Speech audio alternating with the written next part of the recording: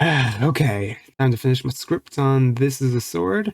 How do I want to start the final paragraph? God damn it, they released the... God damn it! So I wanted to make a This Is a Sword video and call it No, This Is Patrick, but God is not good, so here we are. Like, comment, subscribe. So, This Is a Sword is now called Cursed Blade, as the weapon itself is cursed as fuck. This weapon is also apparently Kazuha's signature weapon, despite him not wanting any of the stats. Good job, Hoyoverse. So, what's this weapon do? Well, it has the same stats as the flute, and a similar passive too. Upon hitting a normal, charged, or plunging attack, this weapon whips up a hewing gale, dealing 180% of attack as damage in an AoE, and increasing attack by 18% for 8 seconds. This can only be activated once every 8 seconds, giving it a 100% uptime, basically. Since we don't have the R5 info yet, I'm assuming at R5 its numbers will be doubled like most other weapons, so the Gale will deal 360% damage and increase attack by 32%. This weapon's attack increase is huge and almost being the same as Wolf's Gravestone average attack bonus, but for a single target. The weapon's AoE damage is also less than that of the flute's, as the flute can get off about 3.2 procs during the same duration, granting the flute's procs about 640% scaling from attack.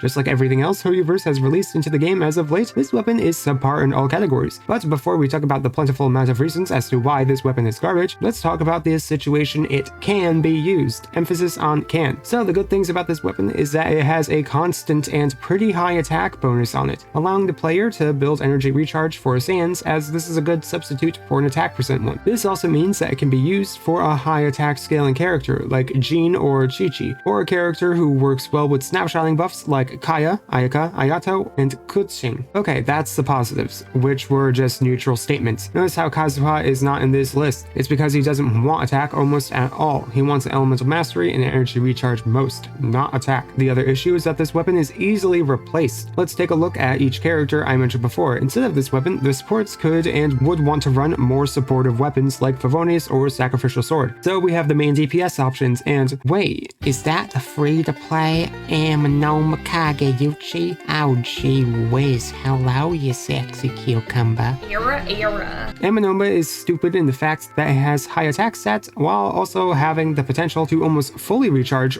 or recharge half of a character's elemental burst. The weapon is absurdly strong and will then allow you to get more attack on the sands and energy recharge from substats. You might be missing out on the AoE damage from the passive effect, but that doesn't matter too much because it's physical damage, so it won't gain many damage bonuses and won't benefit from any resistance shred that you would be using in a team. This weapon is so easily replaceable, it's sad. But this leads me to another topic I want to talk about. Why release this weapon? Well, to be honest, I have no clue. But they've been doing this for the past few free weapons, which all just turned out to be poo. I consider this to be a bit of an issue with the game state, since these weapons are catered for only brand new players, but with the issue that you get these weapons later on into the game. Let me explain a little bit. So when you start the game, most of it is just completely locked off from you. It's not until AR 20 to 30 for a new player to actually be able to start acquiring good things, which can take anywhere from a few hours to weeks, depending on how devoted the player is to the game. Even then, the newer events for these weapons take place later into the story, meaning that the players can't get them immediately. Well, they can, but they have to skip story quests and whatnot to do so, leaving out a chunk of important info about what is happening in the game and also reaching a difficulty spike, since a Kairagi is a lot harder to defeat than a damn Hurlishiro. If the new player does make all these sacrifices, then they are rewarded with a weapon that they're going to replace within the next 3 months, most likely toward the start of those months, which is also when the next free weapon will be out. At this point, the player will have either quit or they will have better weapons in comparison to the new free-to-play limited weapon that they can get. Now, I'm all for free weapons that are not great, but the fact that they're limited is what makes it confusing to me as to why they're so awful. You would think that something limited would be better than most other things, but that doesn't seem to be the case. The weapons seem to be in the game not to be good additions into the game or usable for any character, but instead to be a collector item. Taking a look at the limited event free-to-play weapons, 2 are specialized for one character and are therefore star best in slot. One is an amazing option with only pay-to-win options being better. One was amazing but fell off and became pretty decent, and the rest are just not useful. Cursed Blade seems to fall into the latter category, which is a shame. I find these weapons to be an issue, not specifically because they are bad, but because they add nothing warranting them from being added to the game. If the weapons were good or added anything interesting like the Luxurious Sea Lord does, then I would think that this is completely fine. They just seem to like to waste time that could be used in other areas that this game seriously needs. So I think this weapon could use an upgrade. I think that all the limited weapons should be good in their own regard, but maybe not overpowered like the catch. The easiest way to do this is to specifically make them a 4-star signature weapon, similar to what they did with Albedo's Cinnabar Spindle. This has many benefits, from allowing players to actually want to seek these weapons to Hoyoverse actually gaining a profit off of them due to players wanting the characters the weapons work best with. The only downside I see right now is that the weapon would be useless for most characters, which is already happening, so I don't see it as much of an issue. So yes, I want this weapon changed. I would prefer it to be specialized for Kazuha specifically, but technically it could be used on other characters too. Here, I present a little big change to this sword, a rework if you will, that will fit it into both the interesting category, but also make it his best in slot 4-star weapon. Let's start. Same stats as Dragon's Bane with a 454 base attack and 221 elemental mastery. Passive effect. When a normal charge or plunging attack hits an opponent, it will whip up a Hue and Gale in an AoE for 1 second, and increase energy recharge percent by 2 to 4% of elemental mastery for 8 seconds. The next reaction that occurs in the Hue and Gale AoE generates 1 elemental energy particle for each element that contributed in the elemental reaction. This effect can be triggered once every 8 seconds. This passive effect heavily incentivizes a character who scales specifically with EM and ER, obviously, but also incentivizes you using this weapon on a character who can proc multiple reactions at once, which only Anemo can do at the moment. This sword flows really well with Kazuha's playstyle, but it can also be used on Jean and Anemo Traveler, with a bit of micromanaging. Is it OP? Yeah.